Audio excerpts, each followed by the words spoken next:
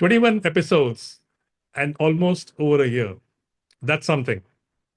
Hi, everyone, and welcome back to the final episode of what is now officially season one of Car Boss, where we talk about the business of automotive dealership. Welcome back, Commander. Morning, Taj, and Namaskar. Commander, our discussion for today is the continuation of the selection of sales team leaders.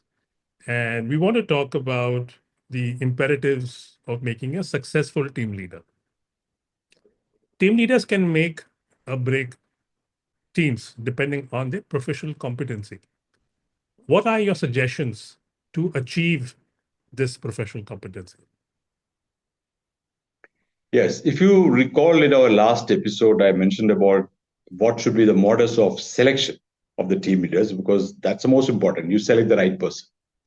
Now, if you use the suggestion that I had given last time, which is basically moving them to become an assistant team leader and then assessing their performance as a leader, and then moving them to become a proper team leader.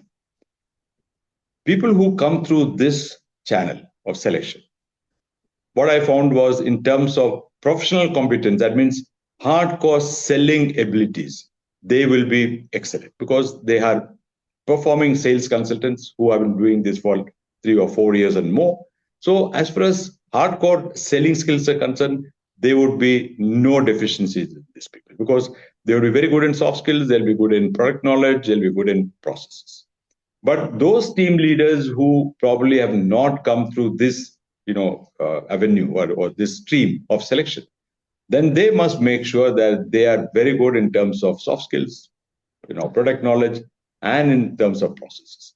If that is not done, then that most important part of a team leader is that being professionally competent to do this hard or core skills of selling a car will not be there. So that is the first part. Core skills of selling. That's the first thing that a team leader must possess to become a successful team leader. Now, the second very important thing is for a team leader to be energetic. Now, this might look very strange and very, out of place, but I would very honestly think that if you don't have people who are energetic, you look at a sales team leader who is very lethargic, sitting in his desk, giving GAN to people, making them run around. I don't think that gets you results. What you need is a man full of beans, a really energetic guy who is going around meeting customers, taking the consultant on test drives, going with customers and the sales consultant, in terms of discussions, going across to the place. All this kind of activities which actually creates a buzz in the showroom is what actually drives sales consultants. And I've seen when the team leader is energetic, the consultant. Yes, exactly. Then you will find that you definitely be productive because you are out there doing the job with a sales consultant. So I think the second most important quality that a team leader must have is high energy levels. That is number 2. The third one is how much you know your sales consultants. Now, when I say how much you know of your consultants, it's not their name and where they stay, but much more than that. You need to have an emotional connect with the consultant. That means sitting with them, talking to them, finding out about their concerns, their ambitions, their concerns about how they will meet their tomorrow, their future. Now, these are very important things that the team leader must understand from the consultant because every consultant is different. When you know the aspirations and concerns of each one, I think you will work differently with different people. There could be a person who has got tremendous amount of family issues. Now, if you understand that, you will also deal with him in a different way, maybe a little more tactfully, a little more with compassion, because he needs that. True. So I think it's very important for team leaders to know their sales consultants very well. Now, this you can achieve only by talking to them. You can't make it like an official interview. They will not tell you. True. You need to break ice with them. All this happens when you go out with them for a test drive or when you have a chit chat with them sitting in your office, talking to them out of the normal work routine to find out about the families, their issues. I think if you connect with your consultants well, what happens is they stay committed to you. that commitment that a consultant gives to the team leader, actually translates into great performance, because they will not let you down, because they feel this person is taking care of me. I need to ensure that I stay committed to it. It's not about loyalty, it's about commitment. Correct. So very important for team leaders to know their consultants very well. That's a third aspect. The fourth one is that team leaders must also be a trainer and a guru, both combined together. Yes. Because if you are not able to correct people, train them, then I think you are losing a very important aspect of leadership. Leadership is all about, mentoring people, Mentoring. training them, counseling them. Yeah, this is very, very important. Now, I would think every team leader must spend at least 1 to 2 hours, in fact, even more, every day training their teams individually and collectively, Exactly. where you do mock sessions and you do discussions and you go for test drives, whatever.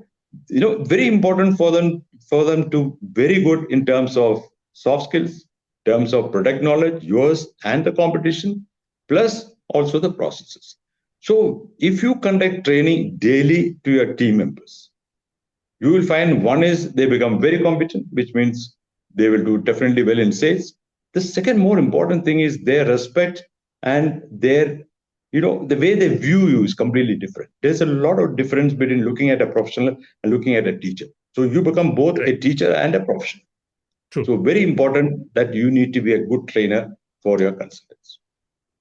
And the last thing is, how fair are you in dealing with your team members? Right. You need to have a same level playing field for all your consultants. Don't treat someone specially with more attention than somebody else. Because the moment they sense that you're not being fair to them, you're not applying the same rules to everybody, there is a sense of, disconnect, there's a sense of distress that comes in. Now, True. both are very, very dangerous to you as a team leader, because you need to win everyone's confidence by your level playing field, by the way you treat everybody in the same manner.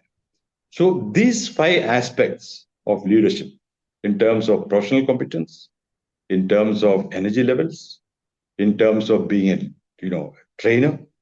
Third is in terms of knowing your team members, and the fifth one is how fair are you with your team members. If you do all these five areas well, and you ensure that you are not compromising on any of these five areas, I can assure you that as a team leader, you'll do exceedingly well. And the moment you do well as a team leader, your dealership is going to get the benefit in big measure. And that's it, as simple as that. True. So there you have the answer, everyone. A very happy new year in advance from all of us at the Car Boss team. Stay tuned. And if you haven't already, subscribe. And we will see you in the next one. Thank you, Taj, and namaskar to everyone.